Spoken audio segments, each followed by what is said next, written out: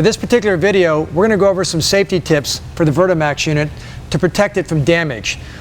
One of the most important things you want to remember about VertiMax when you're using it is when you detach a cord from any harness, whether it's the waist harness, palm strap, or ankle strap, you want to make sure you hold on to the cord until it's all the way back into the machine. If I'm detaching a waist cord from the waist harness, when I detach that cord, I want to use two hands and I let that cord go all the way back into the machine. If I'm detaching one of the off-platform cords from my waist or my hip, when that cord comes off the harness, I want to make sure I hold on to it until it goes all the way into the platform. You do not want to let go of the cords when you're 20 feet away from the platform or even 1 foot away from the platform, because the cords will reach velocities of 60 miles an hour going into the platform. And what happens is the metal snap may damage part of the platform. It can put a ding in it. It can damage the metal rails. So just remember, every time you detach a cord, you hold on to that cord until it's fully retracted into the platform. The other thing you want to make sure you don't do is tighten the resistance on VertiMax and extract those cords out of the cam cleats and make it super tight. And when you're done training, forget to release the tension.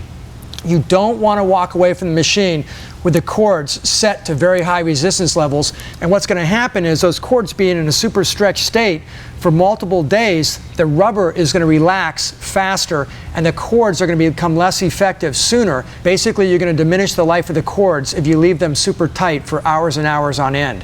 Make sure when you're done using VertiMax that you walk around the machine and you pull up the elastic bands or down on the elastic bands and disengage them from all the cam cleats. Push the underside cords down to disengage them, pull the top side bands up to disengage them. That way all the cords will go into a relaxed state, and that's the way you should have the cords when you're not using VertiMax. The other thing I've already mentioned in the VertiMax operational overview is the fact that whenever you're using bands 1, 2, 3, or 4, which come out of these pivoting tracking assemblies, when they're attached to your body, it doesn't matter if they're attached to your waist or the hip flexor harness behind your knee, you cannot leave the platform. You've got to stay on this exercise mat, because you can see if I leave the platform, these cords are going to hit the cutout that the pivoting trackers rotate in. And when those cords hit the cutout, they're actually going to melt the T-molding, and the T-molding will eventually melt the cord and damage it, and you're going to have to replace your cords if you do that. So remember to stay on the platform when you're using bands 1, 2, 3, and 4. The other thing you want to be aware of is cord integrity. Typically bands 1, 2, 3, and 4 that are in these pivoting tracking assemblies will last 2 to 3 years even under heavy use. The top side bands 5 and 6, which typically connect to an athlete's waist, will typically last a year or more. And these front side bands, bands 7 and 8, that attach to the feet, get a little bit more beating because they're bouncing off the ground and people are stepping on them more, will typically last for about 6 months. And you want to make sure every time you use VertiMax that you just do a brief inspection of the cord, and you want to make sure that you never see any white rubber showing through the nylon braiding. To inspect the cord, you want to make sure that the clasp or the ringlet that attaches to your harness is in good shape. And you want to make sure that the nylon braiding is intact around the cord.